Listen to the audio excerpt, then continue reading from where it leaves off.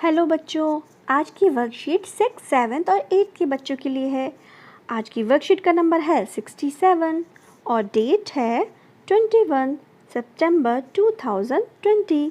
तो चलिए देखते हैं आज की वर्कशीट में क्या है। तो देखिए बच्चों, आज की जो वर्कशीट है वो किसी विषय से संबंधित नहीं है, ये एक जनरल वर्कशीट है। तो इसके लिए आपको एक अलग कॉपी बनानी है और किसी भी सब्जेक्ट कॉपी में इसका काम नहीं करना। ये जो कॉमन वर्कशीट आती है आपकी 6th, 7th और 8th की इकट्ठी, उसको उस अलग कॉपी में ही काम करना।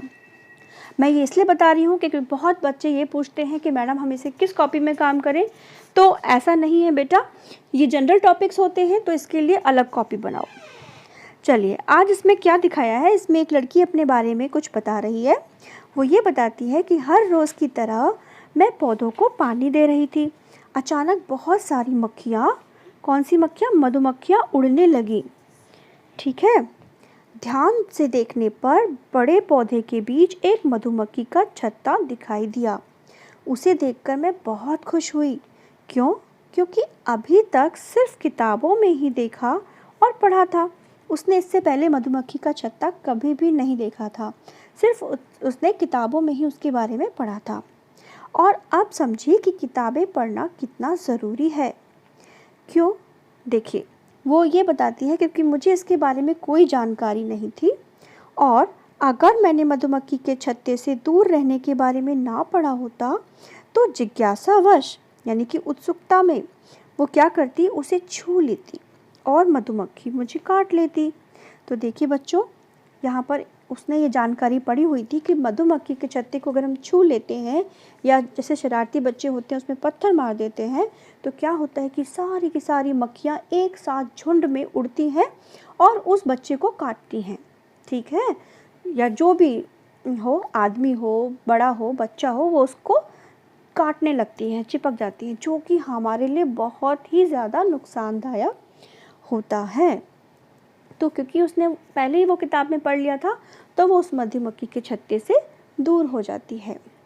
अब देखिए आगे इसमें क्या है कि हम और भी रुचिकर जानकारी प्राप्त करेंगे।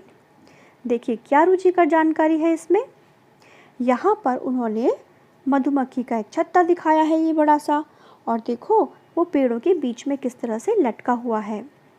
आपने भी अपने घर के आसपास पेड़ों पर या बिल्डिंग्स के बीच में कहीं इस तरीके के छत्ते देखे होंगे।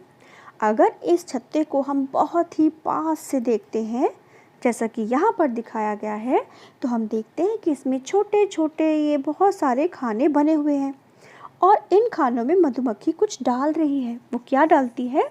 वो फूलों से जो रस को इकट्ठा करती है उस रस को शहद में बदलने की ताकत मधुमक्खी के पास होती है और वो उसे शहद में बदल देती है और इन खानों में इकट्ठा कर देती है।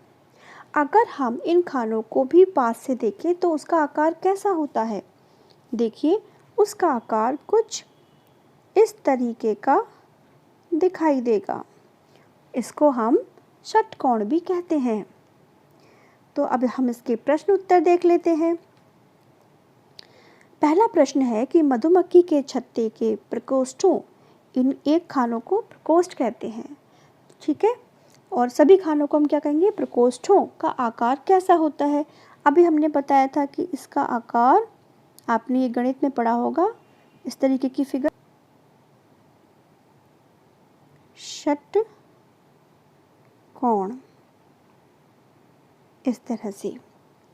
अब देखिए इसका दूसरा प्रश्न क्या है। दूसरा प्रश्न है कि मधुमक्खी के छत्ते में कौन सा पदार्थ होता है और वह हमारे लिए किस प्रकार लाभदायक होता है? इसका उत्तर है मधुमक्खी के छत्ते में शहद होता है। शहद हमारी प्रतिरोधक क्षमता बढ़ाता है, यानी कि बीमारियों से लड़ने की क्षमता। यह पाचन संबंधी समस्या, रक्त शर्करा और खांसी जैसे रोगों की रोकथाम में भी काम आता है।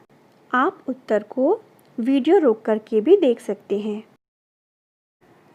अब इसका अगला प्रश्न है कि क्या आपको ज्ञात है कि मधुमक्खियाँ पर्यावरण की रक्षा में क्या भूमिका निभाती हैं? और इसकी जानकारी इकट्ठी कीजिए, कैसे ये पर्यावरण में हमारी मदद करती हैं। तो देखिए इसका उत्तर क्या होगा। मधुमक्खी पौधों में परागण क्रिया कर उसके प्रजनन व विकास में सहायता करके पर्यावरण की रक्षा करती है। परागण की क्रिया क्या होती है बच्चों? कि मधुमक्खियाँ क्या करती हैं, जैसे एक फूल पे बैठती हैं तो उसके परागकण जो होते हैं वो उसके साथ चिपक जाते हैं, और जब वो दूसरे फूल पे जाती हैं तो वो वहाँ पर चले जाते हैं, जिससे कि पौधों में प्रजनन की क्रिया होती है और पौधे संख्या में बढ़ते हैं। अब इसका लास्ट क्वेश्चन है कि मधुमक्खी के अलावा अन्य कौन से प्राणी पर्यावरण की रक्षा करते हैं, सूची बनाइए। देखिए, इसमें है सूक्ष्म जीव, केंचुए, पक्षी, तितलियाँ और मक्खियाँ आदि। आई होप बच्चों ये वर्कशीट आपको बहुत अच्छे से समझ में आ गई होगी, और अगर कहीं भी आपको वर्कशीट में कोई दिक्कत लगे तो आप वीडियो को दोबारा देखिए। तो चलिए नेक्स्ट वर्कशीट तक bye bye and thank you.